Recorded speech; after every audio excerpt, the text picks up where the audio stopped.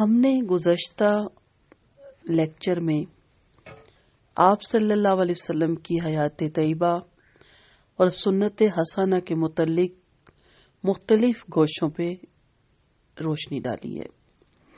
اب ہم طب نبوی کے متعلق کچھ چیزیں سیکھنے کی کوشش کرتے ہیں کہ آپ کا طرز عمل اس کے بارے میں کیا تھا اور آپ کا طریقہ، آپ کی سنت کیا تھی، اور کس مرض کا کیا علاج تجویز آپ صلی اللہ علیہ وسلم نے فرمایا۔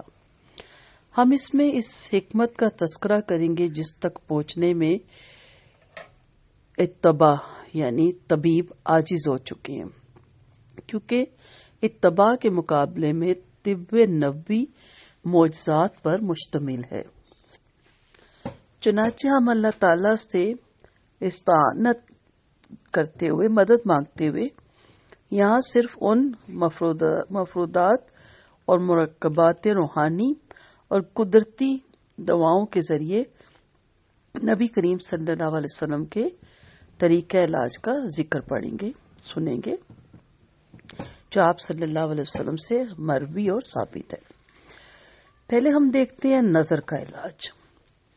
صحیح مسلم میں حضرت ابن عباس سے مروی ہے کہ انہوں نے بتایا کہ نبی کریم صلی اللہ علیہ وسلم نے فرمایا، نظر حق ہے، اگر کوئی چیز قضا اور قدر سے بھی بڑھ جاتی ہے تو وہ نظر ہی ہو سکتی ہے۔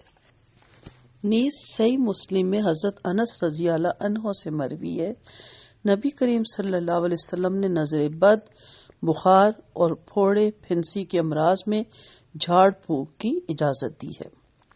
امام مالک نے حضرت ابن شباب سے، انہوں نے ابو امامہ بن سال سے روایت کیا کہ انہوں نے بتایا کہ عامر بن ربیعہ نے حضرت سال بن حنیف کو غسل کرتے ہوئے دیکھا تو کہا کہ باخدا میں نے آج تک ایسا خوبصورت اور بانکا شخص نہیں دیکھا اور نہ ہی اتنی خوبصورت جلد دیکھی ہے۔ راوی کہتے ہیں کہ اس پر حضرت سال کو نظر لگ گئی اور وہ زمین پر گر گئے۔ نبی کریم صلی اللہ علیہ وسلم یہ سن کر حضرت عامر کے پاس ہے اور فرمایا کہ تم میں سے کوئی اپنے بھائی کو کیوں قتل کرتا ہے؟ تم نے برکت کی دعا کیوں نہیں کی؟ اب ان کے لیے غسل کرو۔ یہ سن کر عامر نے اپنے چہرہ، دونوں ہاتھوں، دونوں کہنیوں، دونوں گھٹنوں، پیروں کی انگلیوں اور پورے جسم کا غسل کیا اور ایک برتن میں یہ سارا کام کیا، پھر اسے سال پر بہا دیا تو اچھے ہو کر لوگوں کے ساتھ چلے گئے۔ عبد الرزاق نے معمر سے، انہوں نے طاؤس سے، انہوں نے اپنے والد سے روایت کیا ہے کہ نظر کا لگنا برحق ہے، اور جب تم میں سے کسی سے غسل کرنا طلب کیا جائے تو اسے غسل کر لینا چاہیے، مائنڈ نہیں کرنا چاہیے۔ محبت، آپ کو پتہ ہے نظر محبت سے بھی لگتی ہے، رشک سے بھی لگتی ہے اور حسد سے بھی لگتی ہے۔ اس حدیث کا موصول ہونا صحیح ہے۔ امام ترمذی فرماتے ہیں کہ نظر لگانے والے کو حکم دیا جائے گا کہ ایک برتن میں اپنے وہ ہاتھ ڈالے، پھر اس میں کلی کرے، چہرہ دھوئے، پھر بایاں ہاتھ دھوئے، پھر اپنے دائیں گھٹنے پر پانی ڈالے، پھر دایاں ہاتھ بائیں برتن میں ڈالے اور بائیں گھٹنے میں سے پانی اڈیلے، پھر جسم کا باقی حصہ دھوئے، برتن زمین پر نہ رکھا جائے۔ اب یہ پانی یکبارگی نظر لگنے والے کے اوپر پیچھے سے ڈال دیا جائے۔ نظر بد کی دو قسمیں ہوتی ہیں، ایک انسانی، دوسری جناتی۔ حضرت ام سلمہ رضی اللہ عنہا سے مروی ہے کہ نبی کریم صلی اللہ علیہ وسلم نے اپنے گھر میں ایک باندی دیکھی جس کے چہرے پر پھوڑے پھنسیاں تھیں۔ آپ نے فرمایا کہ اس کی جھاڑ پھونک کرواؤ کیونکہ اسے نظر لگ گئی ہے۔ امام بغوی فرماتے ہیں کہ حدیث میں ہے کہ اس سے مراد جناتی نظر ہے، جسے کہتے ہیں سازا، اور جناتی نظر اس قدر تیز ہوتی ہے کہ نیزوں کی نوک سے بھی زیادہ تیز۔ نبی کریم صلی اللہ علیہ وسلم جنوں اور انسانوں کی نظر بد سے پناہ مانگتے تھے۔ ایک گروہ نے عقل اور فہم کی کمی کے باعث نظر بد کا انکار کیا، جبکہ مختلف مذاہب کے عقلاء اور فلاسفر نہ تو نظر بد کا انکار کرتے ہیں اور نہ اسے محض توہمات اور خرافات سمجھتے ہیں۔ ہاں، اس کے اسباب اور تاثیر کے سلسلے میں خیالات مختلف ہیں۔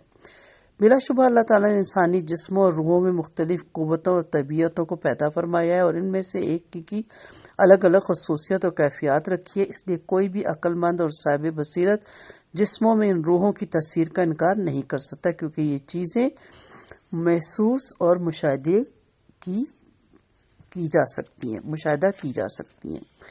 آنکھ کی خود کوئی تاثیر نہیں بلکہ تاثیر روح کی ہوتی ہے۔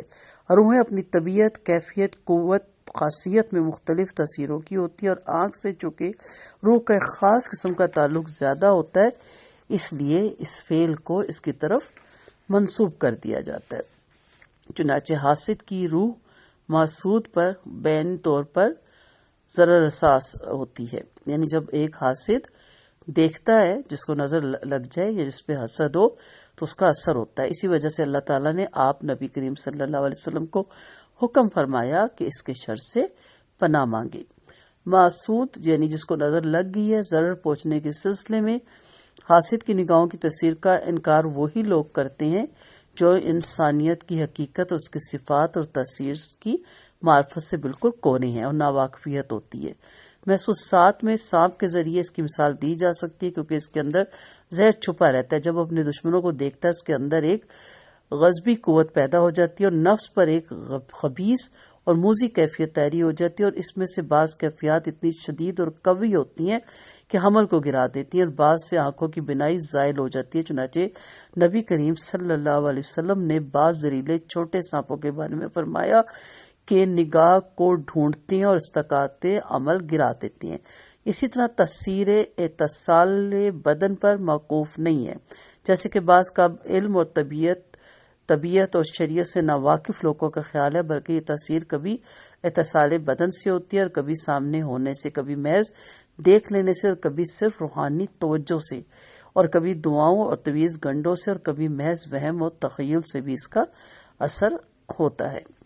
اگلے لیکچر میں ہم اسی کے بارے میں اس کا علاج بھی پڑھیں گے اور مزید اس کی تفصیل بھی انشاءاللہ جانیں گے۔